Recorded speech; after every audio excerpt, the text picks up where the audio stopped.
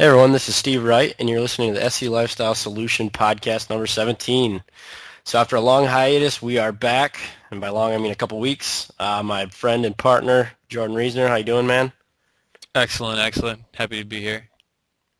Great. So we're getting back in the groove of things after the blog launch, and first of all, we just want to thank you for all the people who are submitting questions. They've been great, and just adding a little more detail about your background has worked out really well for us.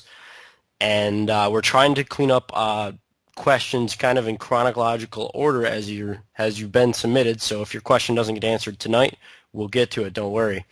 For everyone else who hasn't submitted anything, please go in there and submit your question, and it makes it a lot more lively and a lot more fun when we can help you directly on these calls. So, all right, Jordan, man, you ready to get started?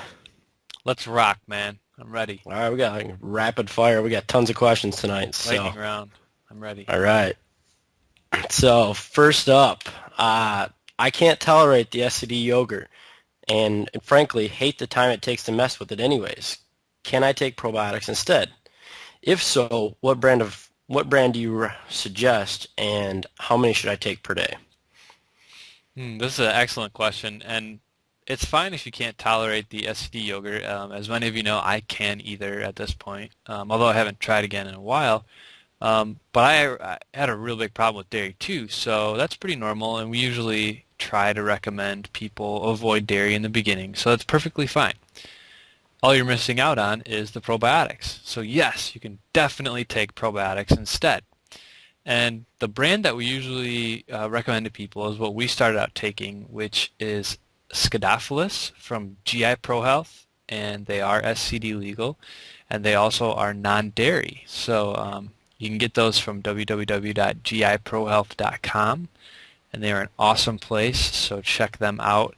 Um, Usually what we've said in the past is there's a couple of things. The first thing that's really, really important when you take probiotics is either take them in the morning first thing and then wait a half hour to eat, or take them at least 2 hours after eating a meal. So that's really important so that the stomach acid doesn't kind of ruin the effect of the probiotics and kill them off. The second thing is usually it's good to start and ramp up if you've never taken them before, especially. So like with Scadophilus, you can get Scadophilus in the 3 billion pills, or you can get the 10 billion pills. So like what I did is I started off, I took one 3 billion pill in the morning for a couple of days. That seemed okay, so then I took two a day, and then I ended up taking three a day and working my way up to 30 billion. And then when that bottle was gone, I ordered the 10 billion per pill bottle next, and I started there with 10 billion and then worked up to 30 billion. So over time, I ended up working up to 30 billion over probably like a month. So that's something you could try. It's different for everybody, so that's something you just have to feel out and make sure it works for you. So definitely take probiotics. They are amazing. All right, cool. So, Steve, I'm going to rapid fire a question right back at you. This is the next question on the list. It says, "Hi, I've been on SCD for over 2 weeks and I'm in stage 2 of the diet, and I have seen some improvement with my lifelong battle with IBS, diarrhea. For example, taking less Imodium, which I know is illegal but helps me keep out of the hospital. I really need to gain weight, and I'm hesitant to add coconut and olive oil, which I used to eat tons of in the past and still couldn't gain weight. At what point is it okay to add these things, and how do you know if they're being digested and metabolized?" Yeah, totally good question. Okay, so the number one thing that was asked in there was the fats and how they get digested. So say you did add coconut or olive oil, or you ate an avocado, you ate a lot of fatty meat, and you're wondering, is it being digested? Uh, the only true 100% way I know that you can figure that out is to get a CDSA stool test, in which they'll actually measure how much fat is in your stool and what levels it's digested. But if you're, just looking for a little, dirty method at home, and you're kind of trying to gauge yourself, one way that is a clue that you're not digesting fats is if your stools float in the toilet. So obviously fat and water don't mix. So if the fat is going strictly through your system, it's going to be floating at the top of the toilet when you get up. So take a look there. That'll give you an indication what's happening. What I would say is for this person who, has been on the diet for 2 weeks, stage 2, they're seeing some improvement, still having to take some Imodium. I would look right into digestive enzymes. So if fats have been a problem in the past, it would appear so in this case. Normally, the first thing that will get rid of this right away is getting some digestive enzymes. And I wouldn't be afraid to try coconut or olive oil. Just add them in. Like start with 1 tablespoon, then you go to 2 and 3, and just kind of ramp up over a couple days. But those are probably safer to add in at this point in the diet than, say, almond flour or eggs or dairy or something like that. Normally, they don't cause problems with hardly anybody, and if you do think that they're going to cause problems, the tried and true method that we've seen is to pick up some digestive enzymes. And the digestive enzymes that we take and recommend, again, are from GI Pro Health, and I think they're called Prozymes. So start with 1 pill after the meal, and then you can work your way up to 2 pills unless 1 pill just does it for you. Some people don't need 2 pills. Yeah, I would say just don't be afraid of coconut oil and olive oil. They're awesome for health, and get them in there.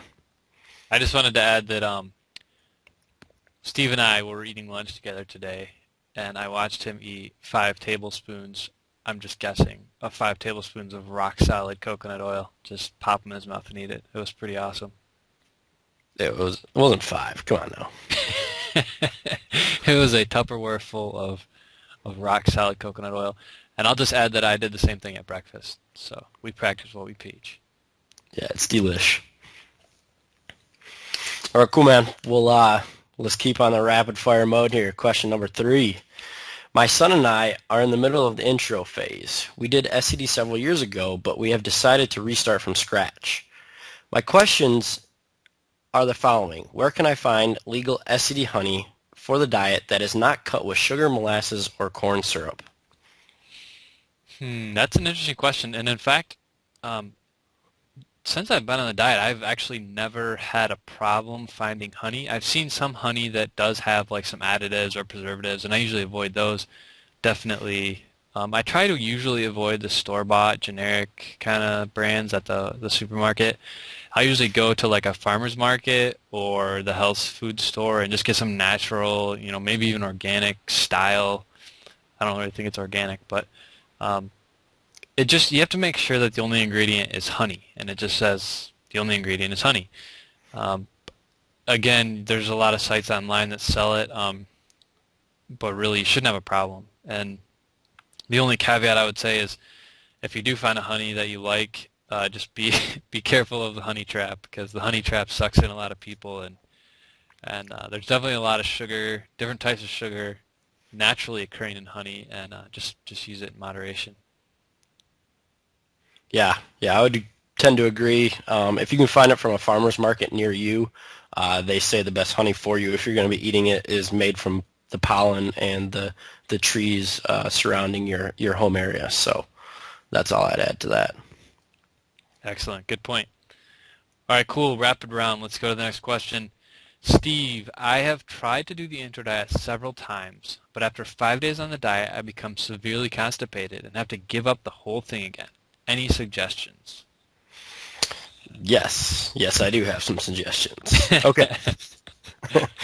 So I'm actually pretty surprised that the intro diet would cause constipation, but at the same time I'm not shocked, because when you do the intro diet, there's such an extreme change in your food intake as well as die-off, bacteria realignment, that this is definitely, you're not the first person that this has happened to. So what I would say is when you approach the intro diet again, and you've already had this experience once, at least once, like I mentioned earlier in the podcast, start with the fats. Have the fats kind of already in your diet, and assume that you're going to start with like 3 tablespoons of coconut oil a day, 1 at each meal.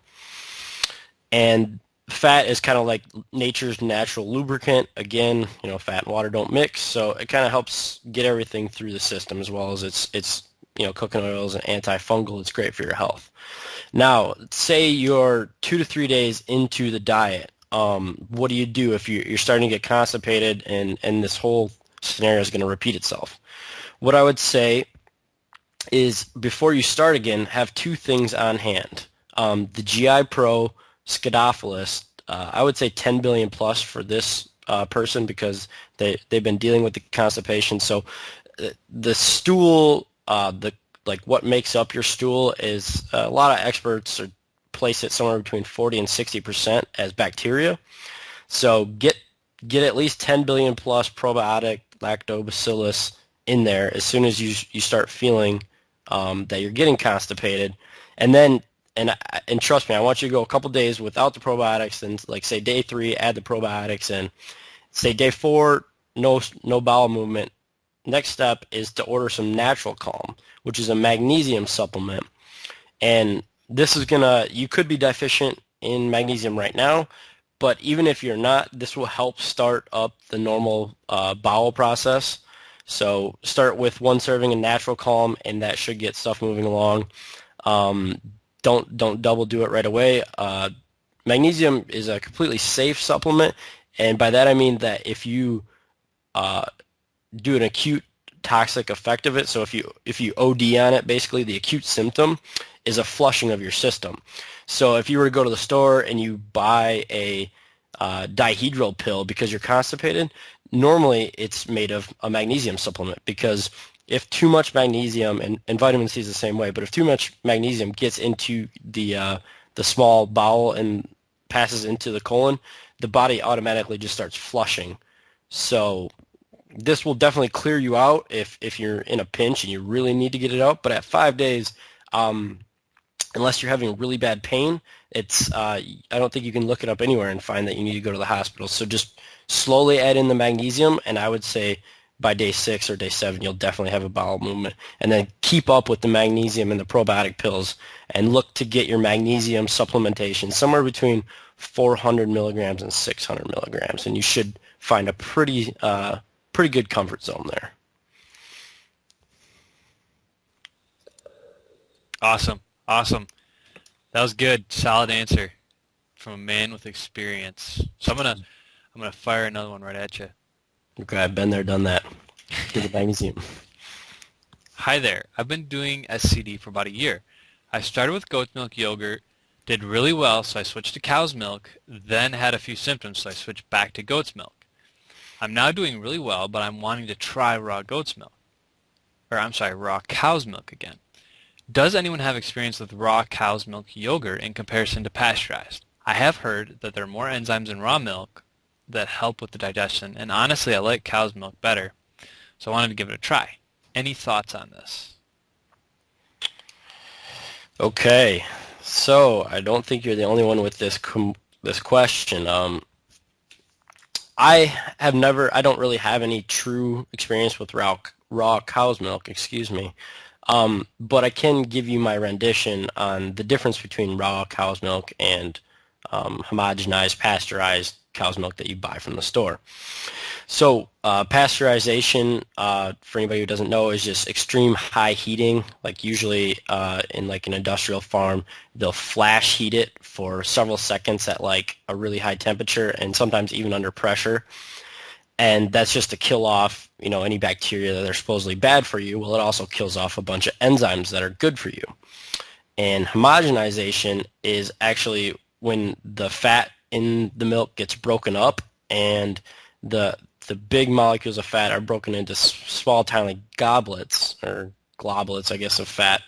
And so it's not like a whole fat molecule that's normally occurring in nature. So that's going to be your biggest difference. So raw cow's milk, excuse me, I can't talk tonight, is going to have a lot more enzymes in it, because those are not getting like super high heated, and also the fat molecules are going to have a different structure, so that might agree with your system more. Now, what's not going to change between the two is the casein protein. So if you've had trouble with, let's say store-bought cow's milk in the past, Will raw cow's milk be better for you? I really don't know, because most people are either have trouble with the lactose in milk, or they have trouble with the casein. So maybe the extra enzymes and the fat together in the raw might might work for you. Again, just like any other food adding into your diet, you're going to have to just give it a go. But I will remind you that the directions for making SCD legal yogurt have you heat it up on the stove or in the microwave up to 180 degrees.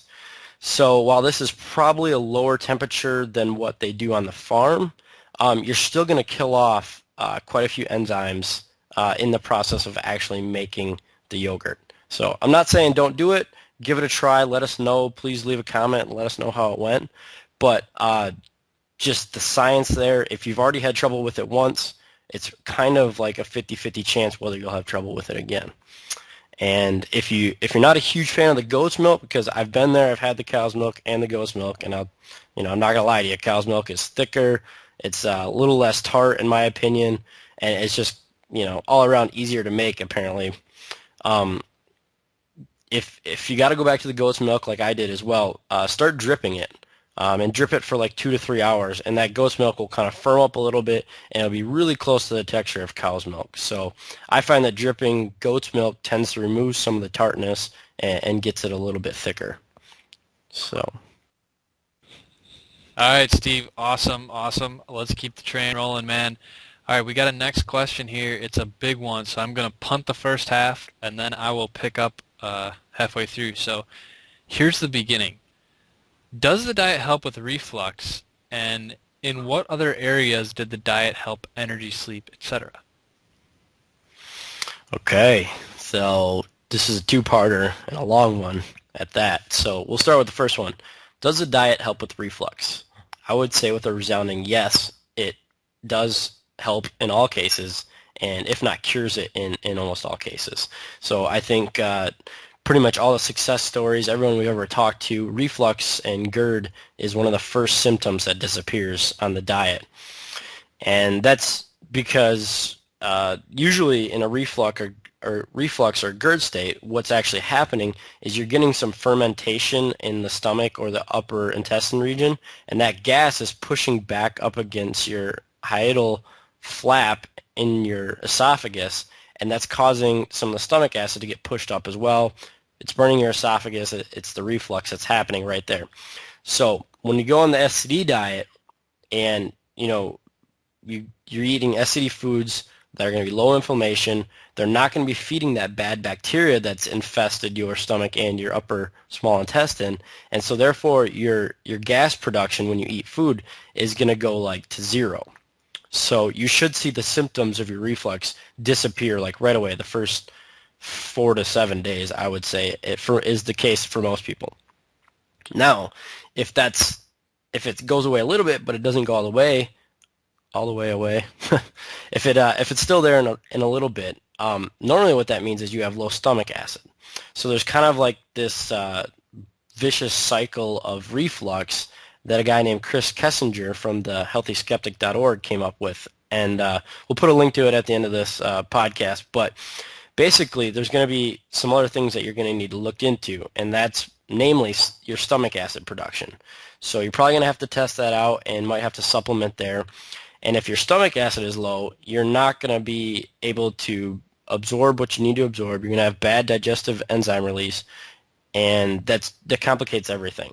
So that's kind of like its own problem. SCD will work and it'll take care of most of the symptoms when it comes to like curing that, the stomach acid and that type of thing, and any resulting deficiencies because of low stomach acid over the years. That's going to be a whole nother level of health that you're going to have to work through once you get your stools and your reflux taken care of. All right, so part 2 of this, what other areas of the diet help? Energy, sleep, etc. I would say I don't know as I noticed any big sleep changes myself. If anything, it was really funny. I went through some pretty decent carb cravings in the first 30 days, so I started sleeping and dreaming about eating cakes and stuff. It was crazy.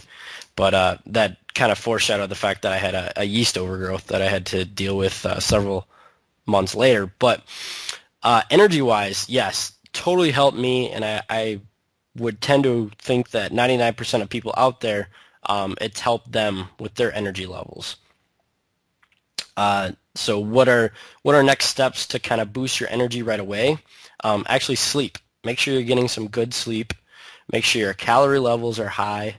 Track them in FitDay. Make sure you're getting enough calories, and then start the diet right away with some supplement support. Get a multivitamin, get a B complex, vitamin D3.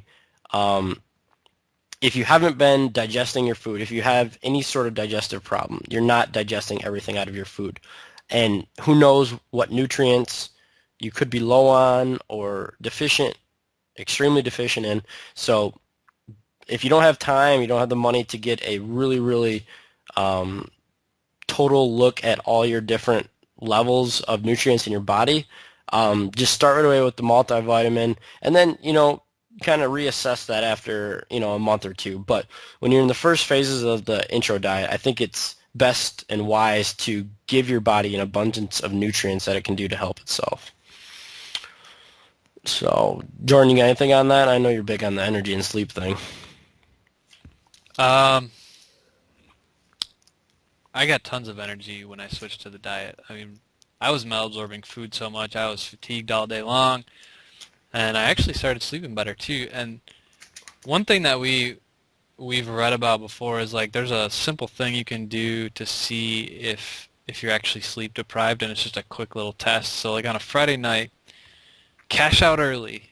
Just clear your schedule, clear your appointments, turn off your phone, turn off your alarm clock, and go to sleep at like, I don't know, 9, 8 o'clock at night.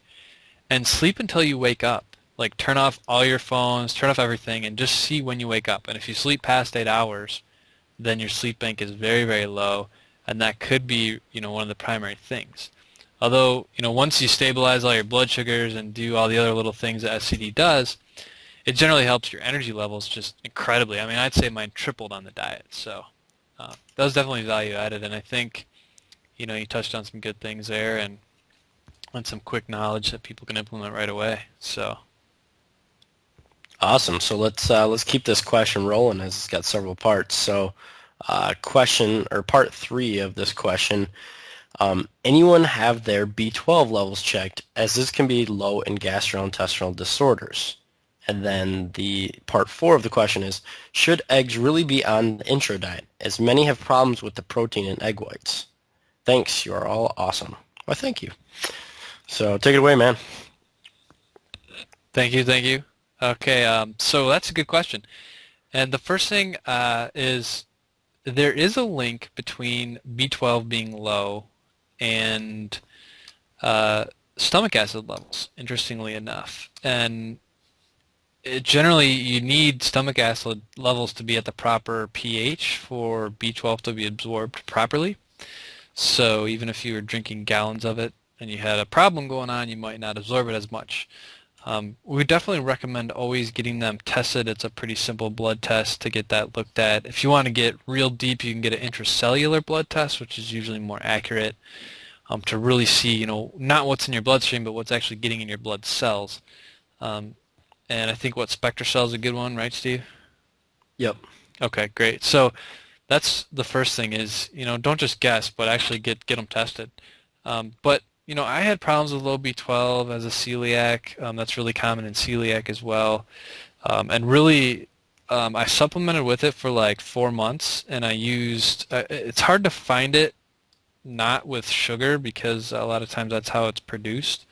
I did find one by New Beginnings Nutritionals, and their website is actually www.nbnus.net, and their B12 is it's a drop. It's in liquid form. It's called methylmate, and that's actually what I took in drops for about 4 months, and then I got my levels tested, and they were fine.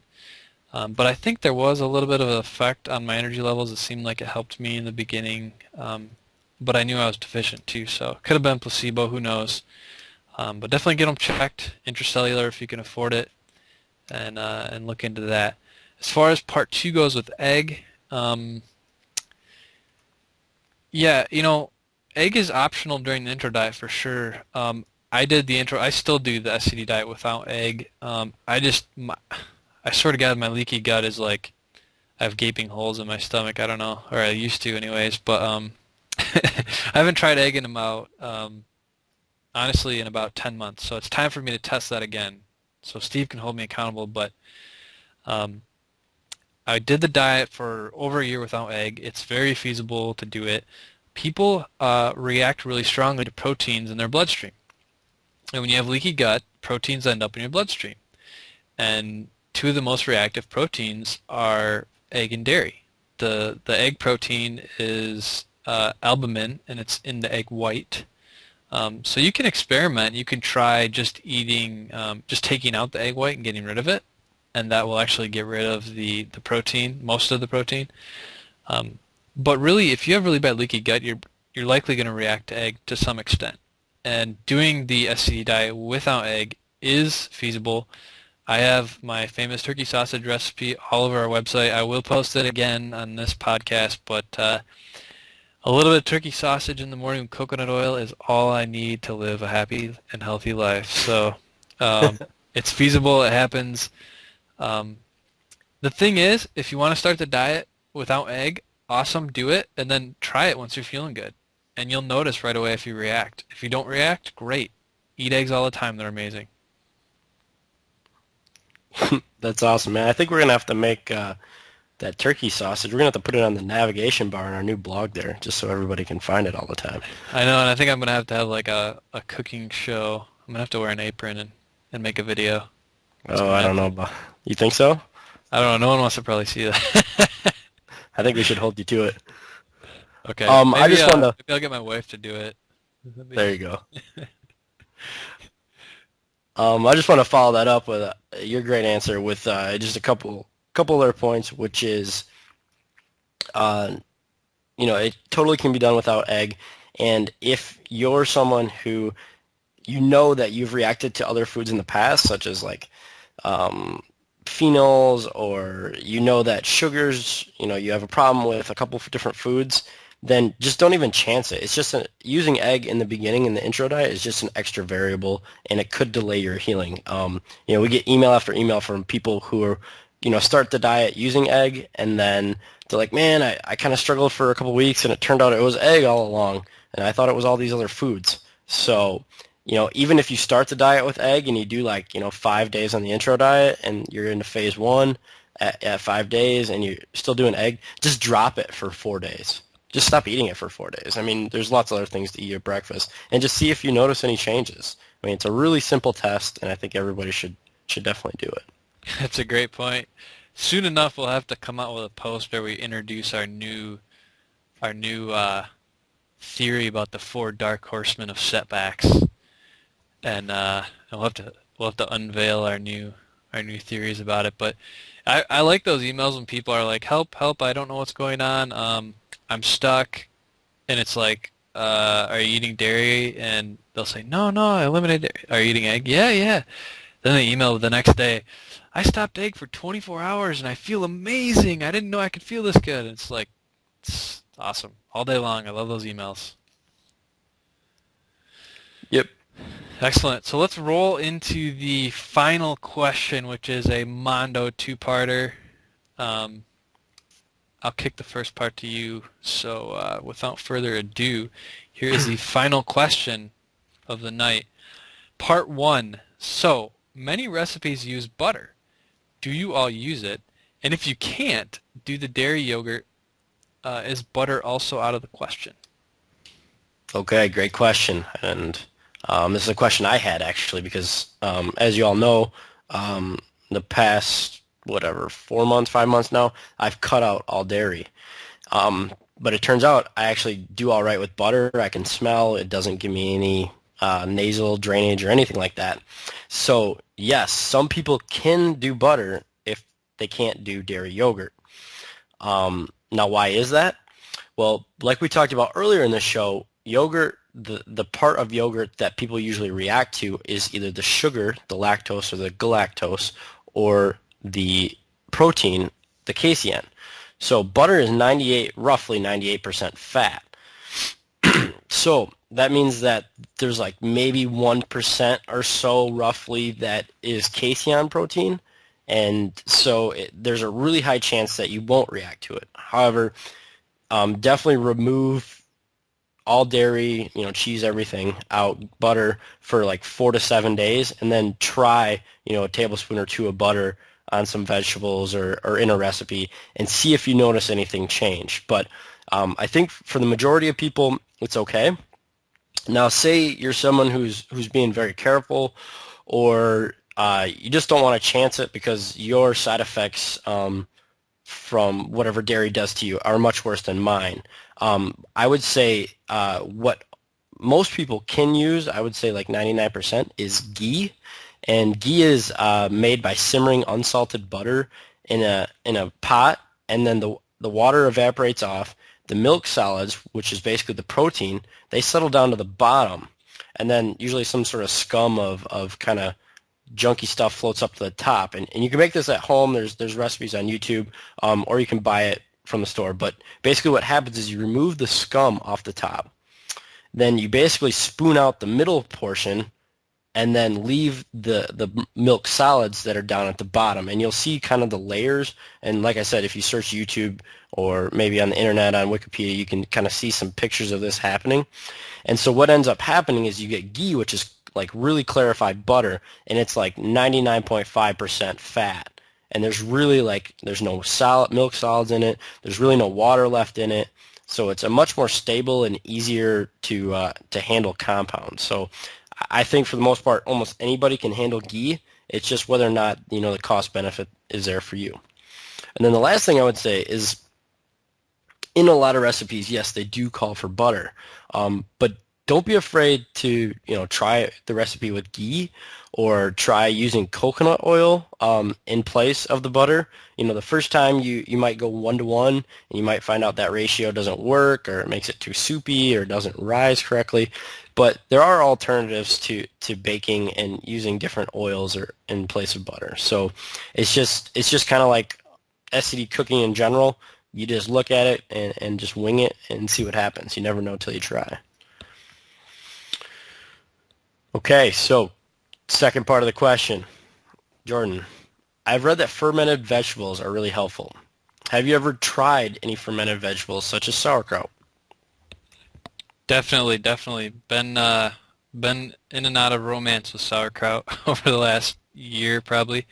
Haven't really made it lately. Just, I guess, no reason really. But I do want to talk a little bit about the fact that, so like SCD is gonna get you, I don't know, what, 80% healthy, and there's like that extra 20%, which is maybe something that you never achieve. I don't know, but you have to figure out what health is to you. But I think fermented vegetables are sort of like part of that extra 20%.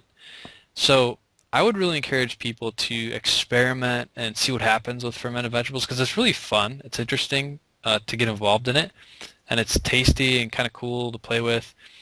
Fermented vegetables have really cool probiotic effects, some different kinds of probiotics than maybe you would take in a standard probiotic pill. And then also, like primarily with sauerkraut, it can really help improve your stomach acid levels, which many people are deficient in anyways. So it can also help with that, help with the bile salts and things like that, improve your digestion overall. So I think in terms of promoting fermented vegetables like sauerkraut, I would say get your base 80% taken care of. Get to the point where you're feeling pretty good first, and then go out and play with sauerkraut. Try it for a few days and see what happens. It's really cool. You get to make it and squeeze all the juice out and add some salt, and then you let it sit for like 7 days and ferment, and then you kind of skim the top off and then pop it in the fridge, and it's good for months in the fridge. And the way I ate it was actually intentionally to up my stomach acid levels. So I started out just like the yogurt. I started out like with a tablespoon and worked my way up to like a cup and then 2 cups. But I would eat it like 15 minutes to a half hour before a meal. So I just eat it by itself and then wait about 15-20 minutes and then eat my meal. And it really, really improved my stomach acid levels and made a good impression on on just the fact that I didn't have to supplement with betaine HCl for a while. So that was kind of cool. It's somewhat labor intensive. Every batch seemed like it was a little different, but you definitely need to go into it thinking that it's going to be a learning process, and you might botch a batch or two or three, but it's fun, it's interesting, and when you buy a head of cabbage, it's like 75 cents. So it's like one of the cheapest things you can make and eat on the SCD diet, so that's pretty cool too. And I know Steve's played with fermenting salsa a little bit, so maybe he can talk about his experience with that too. Yeah, yeah, for sure. So I've done the sauerkraut as well, and I've botched several batches in a row, and kind of just put it to rest for a little while right now. I just wanted to go back and retouch on something that Jordan brought up, and that whole 80-20 and how fermented vegetables kind of fall into the last 20. And you might be thinking as you're listening, like, what's 80-20? What SCD is not gonna really help me. It's not gonna cure me. Blah blah blah. That's just a matter of what you think and define cure as, and what you think and define health as. So I would say for myself, 80% is definitely having perfect poops every day, feeling great, high energy, really nothing to complain about. But the other 20%, the other 20% is getting off of some of the pills that I'm on, such as betaine HCl, getting, stop buying probiotic pills. I mean, $30 a month versus, maybe like $1.50 in cabbage a month. So that's like a little 20% tweak. Returning back to, eating the standard American diet foods if I wanted to. I'm not saying that I ever plan to do it 7 days a week, but maybe, a meal out here or there without any repercussions. I would say that's the last 20% for me. So don't get in your head that SCD is not going to help you or anything like that. The 80-20 is definitely that 20% takes the longest, and it's the last little tweaks. So on to my fermented trials and tribulations, I guess. I've done the lacto fermented salsa several times, and I think I've been using the recipe off of cheeseslave.com, and you basically just chop a bunch of salsa stuff up and put some salt in there, and then just leave it out and let it ferment for a while. And it's great stuff. I love it. It's really easy to make. It's really hard to mess up. Sauerkraut, on the other hand, I've messed it up so many times that I'm angry at it right now. So I'm just gonna leave the cabbage alone, and just, I don't know. Somehow I continue to botch up the batches. Sometimes it ferments, sometimes it doesn't ferment. So again, if you're thinking like, man, I want to introduce fermented vegetables right away because that's gonna take me over the hump in the first 90 days, I would say probably not, because by the time you ferment each time, it usually takes, it took Jordan and I 2 to 3 times just to get it right the first time. That's like 30 days right there. And every time you eat a bad batch of sauerkraut, usually it doesn't, go so well. So in the beginning, when you're working towards your 80% to perfect poops with SCD and with the supplements, I think fermented vegetables are just a risk. They're a variable that's just too hard to nail down. Like Jordan said, the batches change batch to batch depending on the salt, depending on if there's any bacteria in the air. And so I think it's our general opinion that when you're getting started, the first 3 to 6 months on the diet, it's best to leave the fermented stuff alone. And then once you're in a really, really stable situation and you can handle, not only spending a lot of time making something that might suck, but also, having some more die off if you do, like, Jordan was talking about, slowly heading in. But just being able to weather that storm, I think, is really important before you jump headlong into the fermented stuff. Awesome. I'm exhausted. That was awesome. Yeah, I need some water. So I think we're gonna have to call it a night on that note. All right, I wanted to add too, if you have more questions, you can do two things, and the first of which is you can go down to the bottom of this post, and we're going to have another link to the SurveyMonkey survey. You can click on that and leave us your question, and we'll try to get to it throughout the next couple of weeks' podcasts. The second thing you can do is we answer many of these questions in very, very deep detail in our SCD Lifestyle Package solution. And if you want to learn more about our book and the guides that we offer, you can go to the top of our blog there. In the navigation menu, we have a big giant button that says Our Book. You can click on that, or in the top right corner of the beautiful big blue header we just put together, Steve has made a very nice little picture. And you can click that link as well and learn more about getting answers to all of your questions in pretty extensive guides we put together. So that's all I have to say about that. Yeah, great. Thanks for submitting your questions, and we hope that you've taken a lot from this post. We try to do like a lightning round, rapid fire catch up because we've been absent for a little while. So thanks for downloading and or listening to the SCD Lifestyle Solution Podcast number 17. It's been Steve Wright and Jordan Reasoner. We'll talk to you soon.